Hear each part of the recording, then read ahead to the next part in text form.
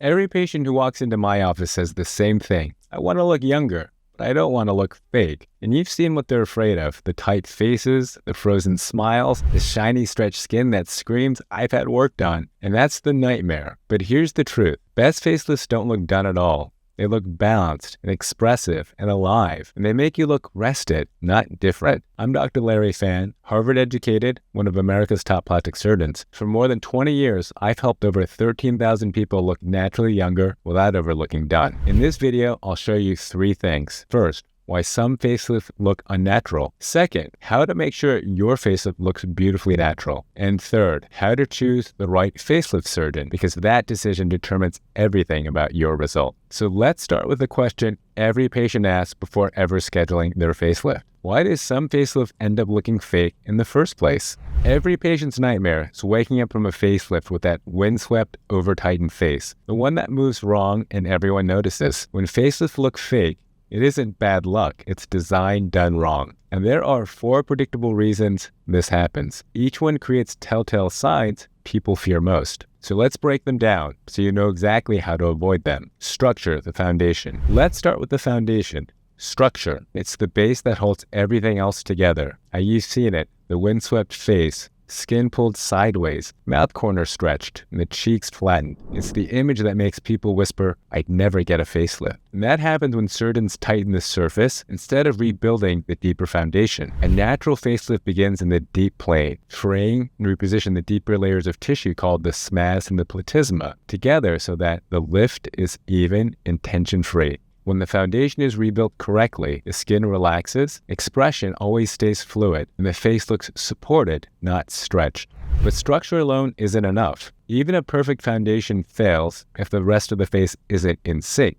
This brings us to balance, the design that keeps the whole face working as one. Now you've seen it, 40-year-old jawline sitting under 60-year-old eyes. One part young, the rest still aged, and the result feels off, not younger, just uneven. And that's what happens when surgeons rejuvenate one zone of the face but ignore the others. The face ages as a system. It must be restored as a system. True balance means planning the mid-face, jawline, neck, eyes, and skin together so that every transition is seamless. When each region moves in harmony, the face looks naturally refreshed, never patched. Even with perfect balance, what the world actually sees, the surface, can still give something away. The third element is finish, the surface, tone, and volume that reveal the underlying work. You've probably seen both extremes. One face looks lifted, but the skin's still wrinkled and hollow. The lift worked, but the surface still looks worn. Another looks smooth, but swollen.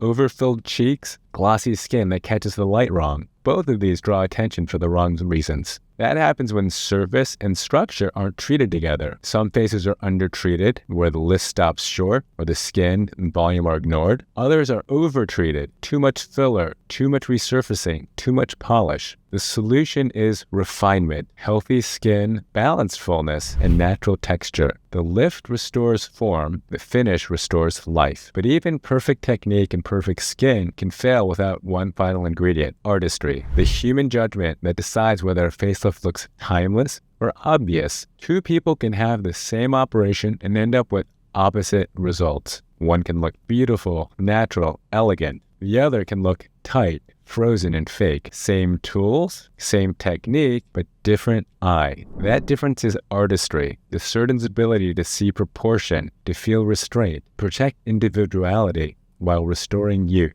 Artistry is what makes surgery invisible. It's how technical skill becomes timeless beauty. So when any of these 4 elements break down, the result looks unnatural. In the next section, I'll show you exactly how to prevent these mistakes through 3 critical choices: the right plan, the right procedure, and the right provider. Almost everyone who comes to see me about a facelift says the same thing. I'd love to do it, but I'm scared. Scared of looking fake, scared of being botched, scared of not recognizing themselves in the mirror. And the truth is, a natural facelift isn't luck, it's a system. When you get 3 things right, the right plan, the right procedure, and the right provider, the result looks balanced and natural and elegant. Let's start with the right plan, because most facelifts that fail were built on the wrong blueprint. The patient points to her jowls and says, "I just want this gone." And the surgeon focuses there, tightens that one area, and a year later, her jawline looks sharper, but her midface and her eyes, they still look aged. The result isn't youthful, it's uneven. That's what happened when the plan treats a symptom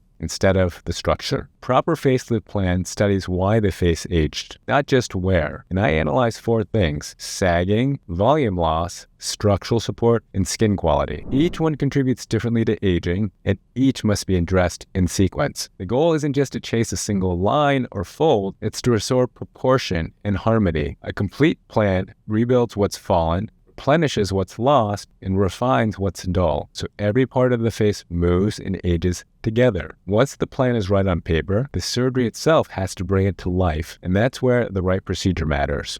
The second essential is the right procedure, where design becomes reality. You've seen the wrong approach: faces pulled sideways, smiles that feel restricted, jawlines that collapse again within months. That's what happens when surgeons pull harder instead of lifting smarter. A natural result is built in that deep plane. I completely release the retaining ligaments so that the SMAS and the platysma move as one continuous structure. Each region has its own vector, direction of lift. The midface lifts vertically to restore cheek height and soften folds. The jawline lifts up and out to sharpen contour without distortion. And the neck lifts gently and primarily horizontally to redefine the angle of the neck. The skin simply follows, resting without strain or tension. That's how the face stays firm, mobile, and natural today and for years to come. But even the best plan and the best technique mean nothing without the right hands and the right judgment. Finally, the right provider, because a facelift is never just an operation. It's judgment, it's taste, it's responsibility. 2 surgeons perform the same technique on 2 similar faces. One result can look graceful and natural and expressive, and the other can look tight and artificial. The difference isn't the tools,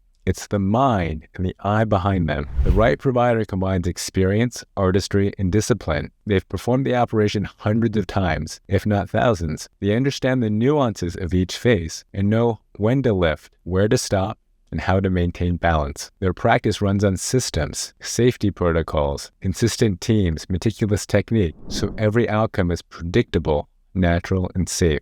And that's how experience becomes artistry, and how great surgery stays invisible. And that raises the question every patient eventually asks: how do I know who's truly qualified to do this? That's what we'll cover next. A woman once came to see me after a facelift that went terribly wrong. She'd found her surgeon online, a man calling himself a facelift specialist. His website looked polished. His reviews sounded pretty good. But he wasn't a plastic or facial plastic surgeon. He was actually a dentist operating in his office, not even a certified surgery center. When she came in, her neck was distorted. Her smile was uneven. Her skin was tight but lifeless. She was devastated. And she told me, "I thought I did my research. I just didn't know what I didn't know." And that story isn't rare. It's actually a pattern. Many patients make the same mistake. They trust titles and marketing instead of training, experience, and systems. Let's fix that. To make sense of it, I use what I call the facelift mastery ladder, a simple way to see who's truly qualified and who's not. At the bottom are the unqualified, the run for your life zone, practitioners from unrelated fields like dentistry, ER, family medicine, marketing themselves as cosmetic surgeons. They typically don't have any true training in facial anatomy, they don't operate in accredited facilities, and they lack safety systems. The result?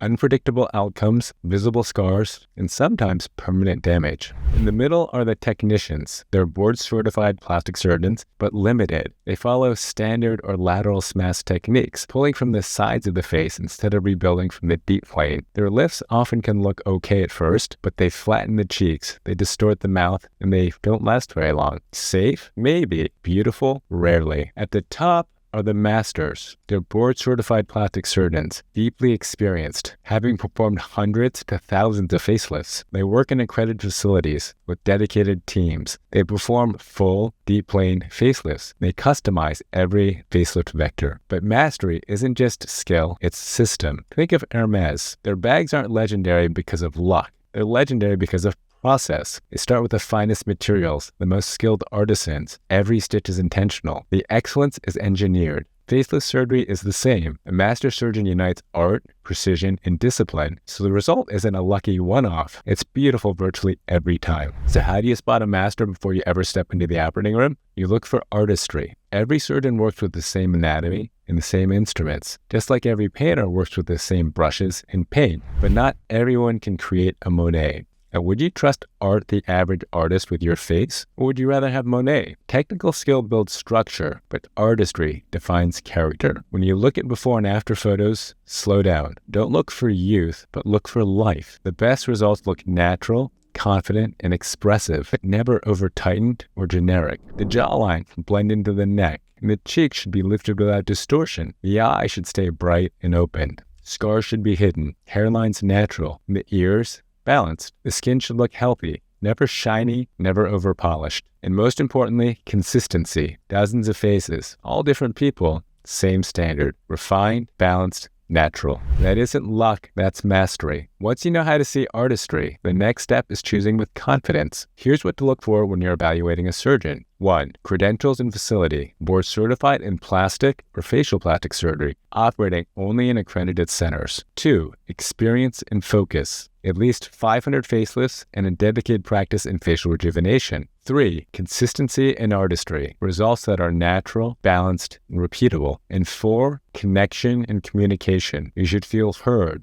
understood, and guided. This isn't a transaction. It's a partnership. And that's the difference between hope and certainty, knowing exactly who's qualified to earn your trust. The right surgeon does more than operate. They protect your face, your confidence, and your identity. Take your time, ask real questions, study the work, because excellence isn't opinion, it's visible in every detail. Now you know why some facelifts go wrong. The windswept, over-tightened faces that lose expression, the mismatched features that draw the eye for all the wrong reasons. What separates those from results that look balanced and expressive and effortlessly natural? You've seen that natural outcomes aren't an accident. They come from the right plan, the right procedure, and the right provider. But even with that clarity, most people still hesitate. Well, they ask themselves, do I even need a facelift? Could something lesser be right? Should I start with my neck or my eyes or my skin? And the questions pile up. And that uncertainty freezes more people than even fear could. In my next video, I'll show you exactly how to discover what you really need to look younger without guessing,